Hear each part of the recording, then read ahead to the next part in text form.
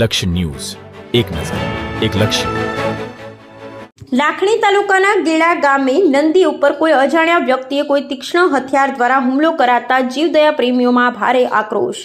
આજરોજ વહેલી સવારે ગેડા લાલપુર બંને ગામોની વચ્ચે એક ખેતરમાં એક નંદીનો પગ કાપી નાખેલ, જેની જાણ આપણા બનાસકાંઠાના ગૌમાતા બચાવ અભિયાન ગ્રુપના સંચાલક વસંતભાઈ દેસાઈ ગૌ ભક્ત પાવડાસણને વોટ્સએપ મેસેજ દ્વારા થઈ હતી. ત્યારબાદ એમની ટીમ અને મિત્રો અને ટેટોડાના શ્રી રાજારામ ગૌશાળા ગૌ હોસ્પિટલની ગૌ એમ્બ્યુલન્સને લઈ તાત્કાલિક ઘટના સ્થળ પર પહોંચી ત્યાં જઈને જોયું તો નંદીની પાછળનો એક પગ 70% જેવો કપાઈ ગયેલો જોવા મળ્યો હતો અને તેમાંથી ખૂન ખૂબ જ વહી રહ્યું હતું અને નંદીની ખૂબ જ ગંભીર રીતે ઘાયલ કરેલો જોવા મળ્યો હતો. ત્યારબાદ એમને તાત્કાલિક નજીકના પ્રાઇવેટ ડોક્ટરને બોલાવી અને દવા ટ્રીટમેન્ટ કરાવી. ત્યારબાદ એ નંદીને ટેટોડાની રાજારામ ગૌશાળા ગૌ હોસ્પિટલ ખાતે સારવાર અર્થે દાખલ કરવામાં આવ્યો હતો. એની જાણ એમને ટેલિફોનિક થરાદ પોલીસ સ્ટેશનને કરી અને આગળની કાર્યવાહી કરવા માટે જાણ કરવામાં આવી હતી.